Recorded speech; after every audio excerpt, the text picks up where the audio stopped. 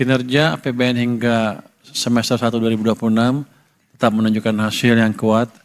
Pendapatan mencapai 1.459,4 triliun rupiah atau tumbuh 21,4%, sementara belanja negara terrealisasi 1.656,0 triliun rupiah atau meningkat 17,8%. Hingga APBN terus berperan sebagai motor penggerak pertumbuhan ekonomi dan pelaksanaan agenda pembangunan nasional. Dari sisi lain, kesehatan fiskal tetap terjaga.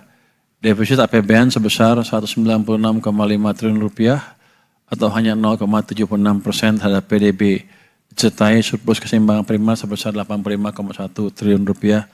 Ini menunjukkan fiskal Indonesia tetap kuat. Dengan kinerja tersebut, kami optimis APBN akan terus menjadi instrumen yang efektif dalam menjaga stabilitas, mendukung pertumbuhan ekonomi, dan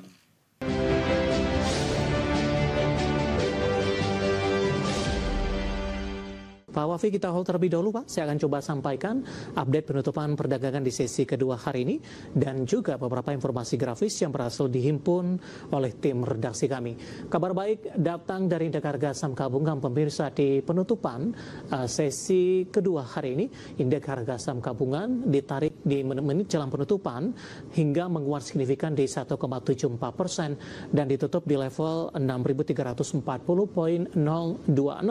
Dan catatannya adalah sekaligus merupakan penutupan atau intraday tertinggi hari ini dan juga penutupan intraday tertinggi paling tidak dalam beberapa bulan terakhir.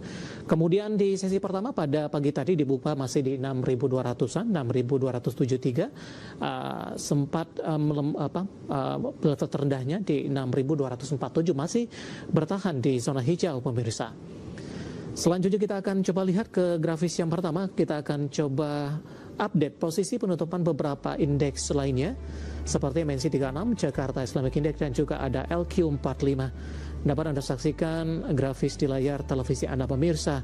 MNC 36 mengalami penguatan signifikan di 1,27%, Jakarta Islamic Index juga menguat di 1,84%, LQ45 juga menguat di 1,42%. Selanjutnya rotasi pergerakan sektoral, energi memimpin signifikan dari sisi penguatan 3,48%, barang baku juga menguat di 2,76%, keuangan juga menguat di 0,57% dan kesehatan koreksi sendirian di 1,33%. Saham-saham yang masuk ke dalam deretan top gainers pemirsa, ada TPIA, DSSA, Bumi, dan Dewa didominasi oleh saham-saham konglomerasi.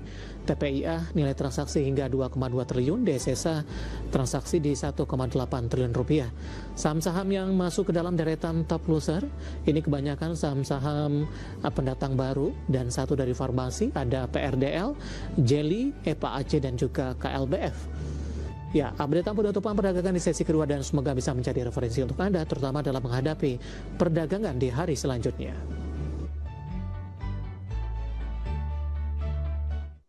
Terima kasih untuk Anda yang masih bergabung bersama dengan kami dan di segmen ini kita akan review jalannya perdagangan pemirsa. Hari ini harga saham gabungan kembali rebound signifikan dan kami ingatkan kembali Anda masih bisa berpartisipasi di WhatsApp interaktif seperti yang tertera di layar televisi Anda nantinya.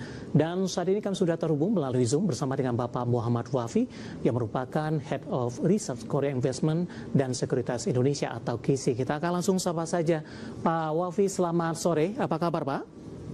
Selamat sore Pak David, kabar baik, terima kasih. Terima kasih juga Pak Wafi sudah meluangkan waktu di IDX Channel. Hari ini hari ke-9 Pak Wafi, indeks harga saham gabungan masih melanjutkan tren penguatan Pak dan juga berhasil memangkas dari sisi pelemahan.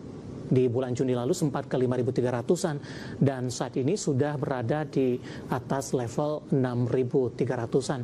Review secara teknikal Pak dan pola pergerakan di harga saham gabungan jangka pendek hingga jangka menengah.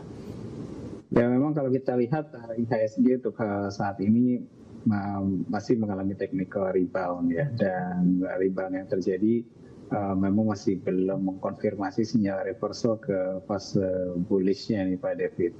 Saya melihat masih ada resistance bearish channelnya yaitu di level 6.400. Jika mampu breakout level itu maka baru akan konfirmasi sinyal reversal dari fase bearish menuju ke fase bullish.